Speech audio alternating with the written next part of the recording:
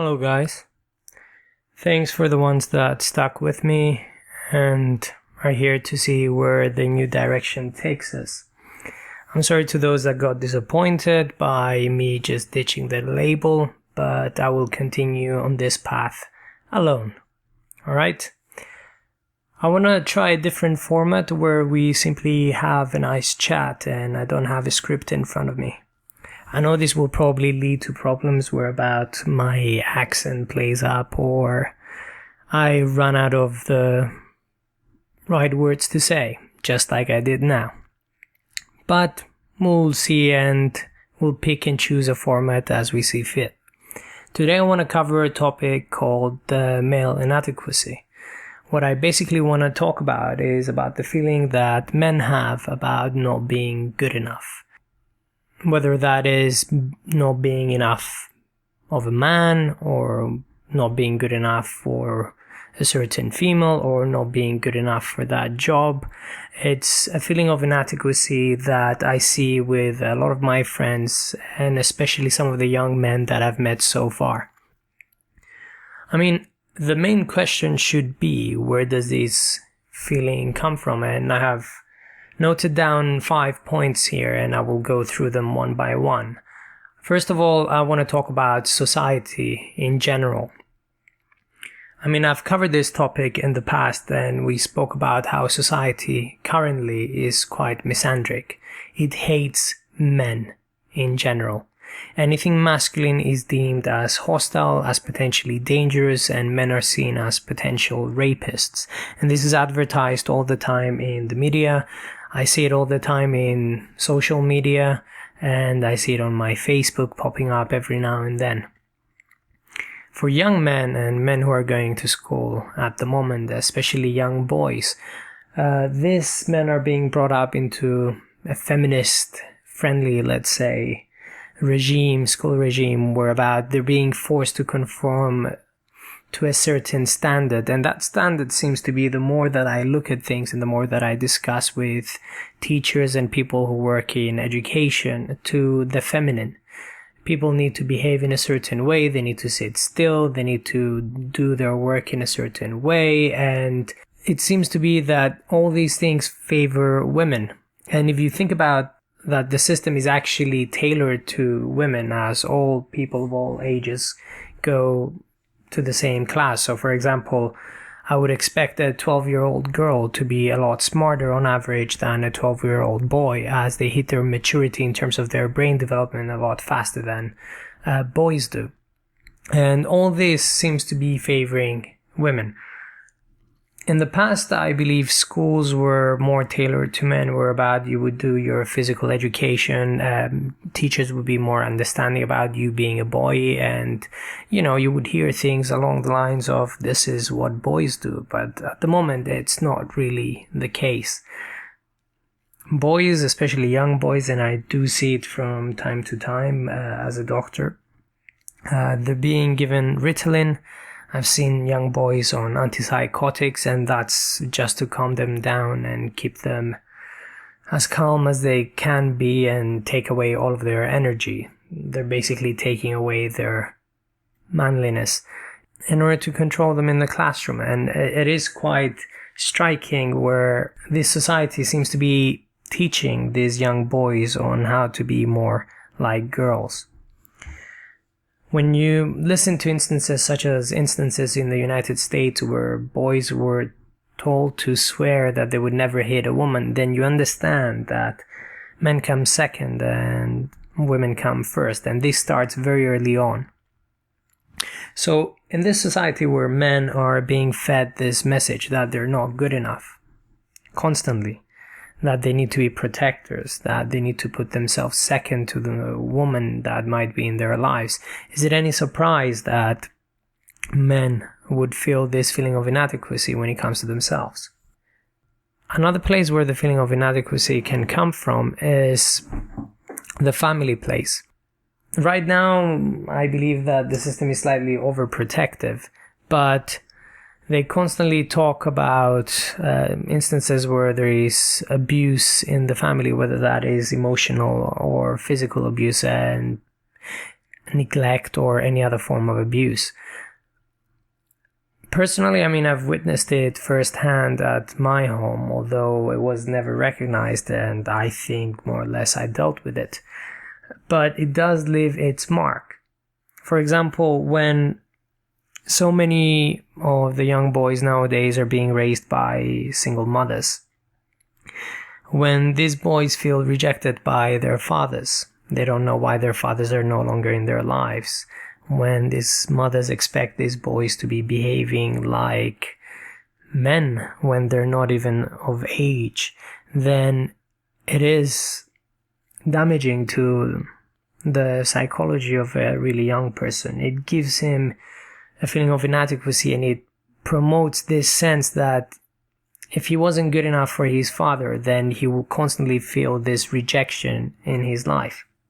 Abuse, I put it as a separate point, can come not just from family and just from random comments from family and friends. Abuse can come from other places, such as in the outside world. I believe the way that society and the family can work is indeed abusive to boys in general. What I mean by that is that once you do not accept the masculinity of your boy, once you want your boy to behave in a certain way, once you want your boy to sit still, and you do not accept that boys are indeed different, while simultaneously removing the fathers from the homes who would instill some structure in their lives and certain rules, things that women may not be able to do as well as men do, then you create a system where boys do not learn the appropriate, let's say, coping mechanisms required to make it into adulthood.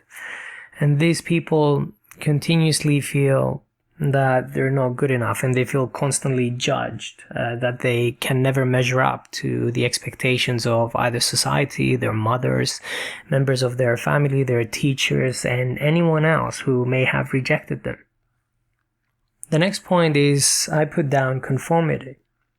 I think this is a very important point, and it's not adequately explored. All human beings are social creatures, and boys form in-group preference, and they sort themselves out in certain groups. Every group in itself has its rules. People might dress a certain way, people might talk in a certain way and behave in a certain way in order to fit in that specific group. By conforming to the structures, it might be a recipe to form, let's say, small gangs, but it might force you, depending on where you were born, to develop an identity that is not really yourself. Conformity doesn't allow for free thinking and the development of your own ideas and your own character. And if you remember, even in Fight Club, there were rules.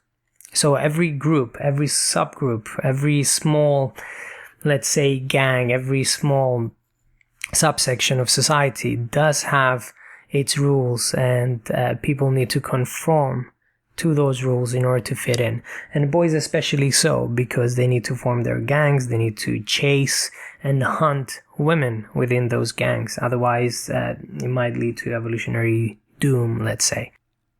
And it is something that is inevitable, but I believe at a certain point in their lives, at a certain point in the life of a young man, that man realizes that the rules that he has been obeying by, the character that he has developed thus far, is not really him, and the clothes, if you like, do not fit him as well as they did before, as you change as a person.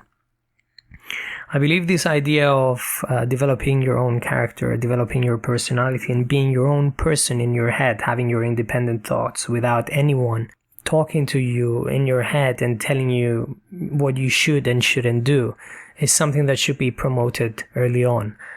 The first place that this used to happen used to be school, and I was lucky enough to experience this kind of thing when I was in school.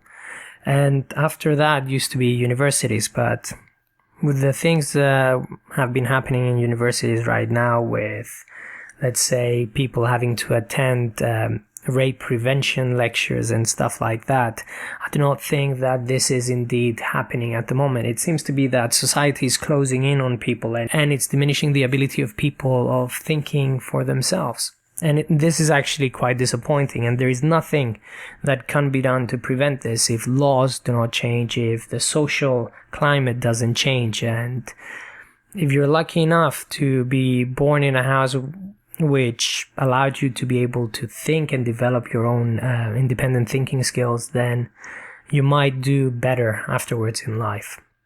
The fifth point that I put here in creating these feelings of inadequacy is disappointment. And I'm talking about specific disappointments and specific events in the lives of people. Whether those disappointments were through rejection from women, rejection from their parents, rejection from, let's say, a course at the university that you wanted to do, or anything else it could be. And disappointments can come in many forms. It could be events that have saddened you personally. And all of these things, all of these 5 aspects are things that we carry with us.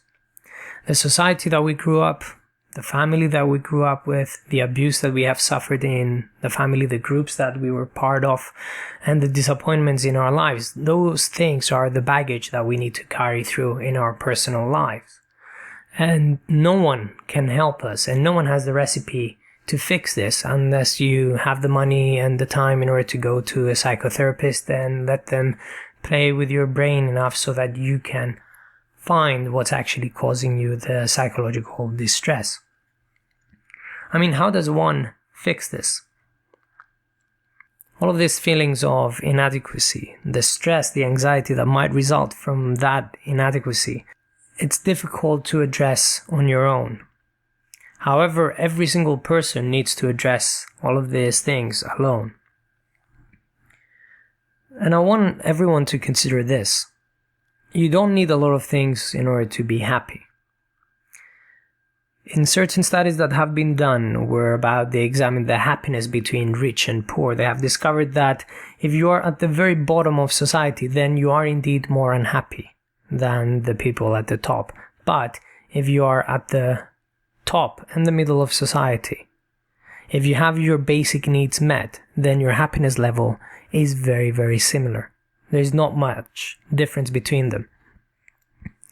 If a person suffers through major trauma in their lives, major trauma, like limbs blown off, being paralyzed, whatever that might be, even psychological trauma, through a period of time, they eventually always invariably return to normal, unless they suffer with a psychiatric condition such as depression that takes them down. Trauma can be a prerequisite for a depressive illness or any other type of illness, but once you go through with it, you invariably return back to the level of normal.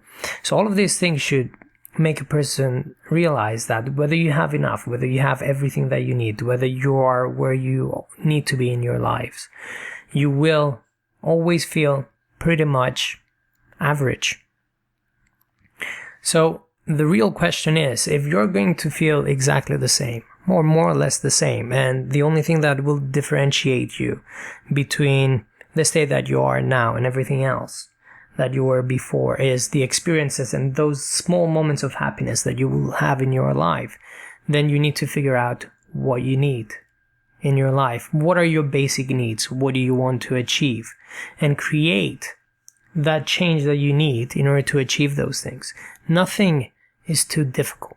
Nothing is remotely as difficult as we think, unless you're thinking of going to the stars. All of these things, a person needs to create either a plan, create lists, or have certain goals in your life that you need to go through. And every time that goal is achieved, you need to replace it with another goal in order to create yourself a drive to live a fulfilling life. As long as you have goals and priorities in your life, you can move on. But you also need to address the things that you have left unaddressed. One process cannot happen without the other.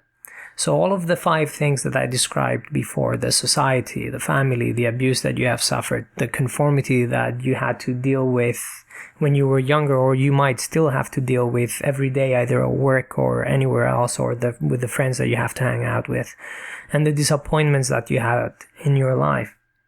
All of these things need to be addressed.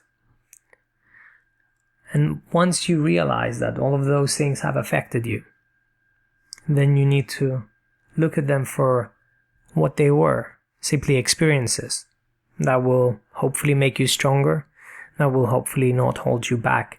And then you need to create your own identity out of the wreckage that's your life, or whatever is left from your life once you remove all the baggage that you were carrying with you. And then you simply move on. You simply start living through your goals as a renewed and a brand new person. I mean, the main thing that you should take from this is that all of us feel inadequate from time to time, and confidence does come from experience and time, and perhaps from things that you might achieve in your life, or through a very strong and narcissistic self, such as I seem to have. So you can develop it. You can go through it.